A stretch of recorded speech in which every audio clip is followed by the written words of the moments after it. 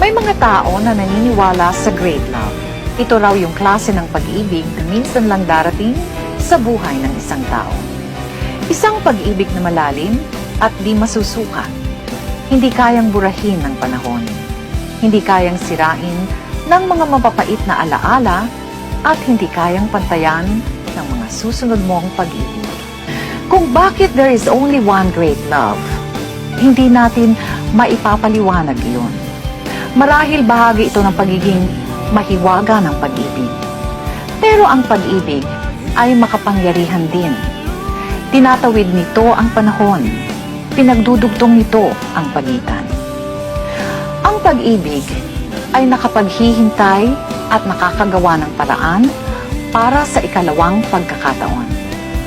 Great love man o hindi, basta ang mahalaga ay kung gaano ito kalinis at katapat.